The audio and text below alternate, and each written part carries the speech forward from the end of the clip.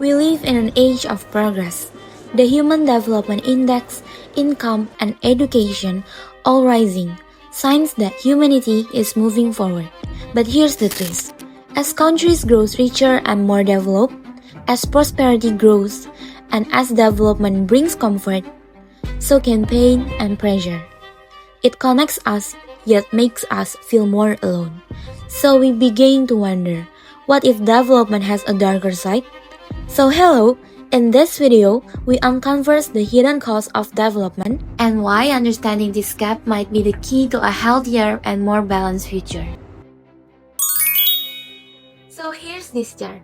This chart here shows what we call the 4 phases of progress.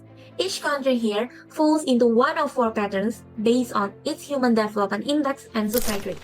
First, look at the Cyprus. With high HDI and low suicide rate, it's proof that development can coexist with mental well-being, and it's the kind of balance every nation hopes to achieve. Then we move to Ukraine, also a highly developed country, but with one of the highest suicide rates. It's a reminder that progress on paper doesn't always mean happiness in the real life. Next to the Central African Republic, with low HDI and high suicide rate, what we call a double burden.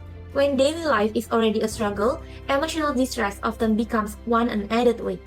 And finally, Niger, with low HDI, but surprisingly also low suicide rate.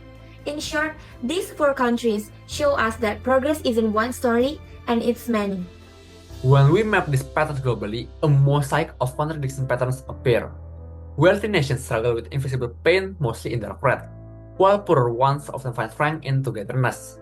From this analysis, we identify 4 archetypes: successful development, development paradox, double burden, and resilience, proving progress is not linear, but human, complex, and deeply emotional.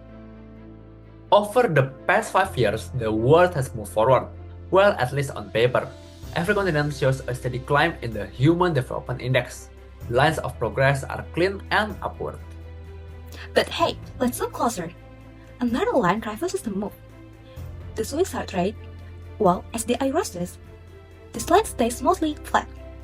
Sometimes very subtly dips and climbs, but almost indifferent progress. It's as if our emotional world is standing still while everything else races ahead. Africa's dramatic drop after 2020 is the most striking feature. It might signal that the gaps reporting shift or policy intervention after COVID-19. But symbolically, it aligns with the idea of collective resilience emerging after crisis. Europe and Asia with the highest HDI levels. So some of the least change in mental well-being. Overall, across continents, the message echoes in the same story. We're building better life, but not necessarily happier ones. For decades, we've been told a simple belief: richer countries live better, happier lives. But when we map income, HDI, and suicide rates together, the curve bends differently. At low level of development, suicide rates stay low.